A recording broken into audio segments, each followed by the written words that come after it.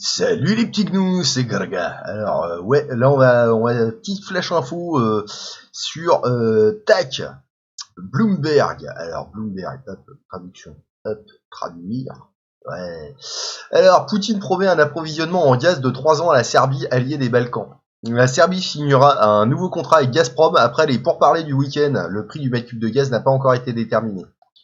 Cependant, et tout à fait à l'heure. Le président russe Vladimir Poutine a promis au président serbe Alexandre Vučić un approvisionnement ininterrompu de gaz naturel, a déclaré le Kremlin dans un communiqué à la suite d'une conversation téléphonique entre les deux hommes dimanche.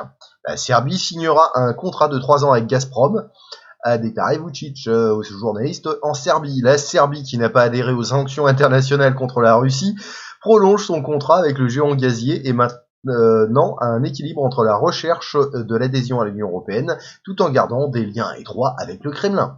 Gazprom a vendu du gaz à la Serbie cette année à un taux inférieur au marché de $270 pour 1000 m3 dans le cadre d'une prolongation de 6 mois d'un accord de 10 mois qui a expiré fin 2021. Vučić a déclaré que le coût d'un mètre cube sera déterminé lors de négociations supplémentaires avec Gazprom, ajoutant qu'il s'attend à des tarifs favorables. Tu m'étonnes. Je suis reconnaissant envers nos partenaires russes, a-t-il déclaré. Le prix de Gazprom pour le pays des Balkans restera basé sur une formule pétrolière, ce qui entraînera des tarifs du gaz jusqu'à 10 fois inférieurs pour la Serbie par rapport à la plupart des autres acheteurs en Europe, a déclaré Vučić. Seuls la Biélorussie et l'Arménie sont susceptibles de bénéficier de meilleures conditions pour le gaz russe, a-t-il déclaré.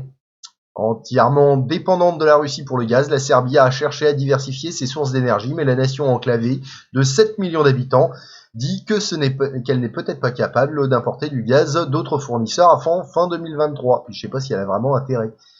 Les responsables de l'Union européenne ont exhorté à plusieurs reprises la Serbie à aligner sa politique étrangère sur le bloc et à réduire sa dépendance globale à l'égard de la Russie. Allez bien vous faire foutre, quoi. Ouais. Le gouvernement dominé par le parti de Vučić a condamné l'invasion de l'Ukraine par Poutine aux Nations Unies, mais a hésité à imposer des sanctions. Bah ouais. T'es pas obligé de sanctionner, surtout si c'est toi qui vas te faire sanctionner le cul. N'importe quoi. Vučić a averti que l'hiver à venir pourrait être l'un des plus difficiles depuis la Seconde Guerre mondiale. Le ministre des Finances Sinisa Mali a négocié la semaine dernière l'utilisation de 500 millions de mètres cubes de stockage de gaz dans la Hongrie voisine en tant que sauvegarde du propre dépôt serbe d'environ la même taille pour garantir la sécurité énergétique.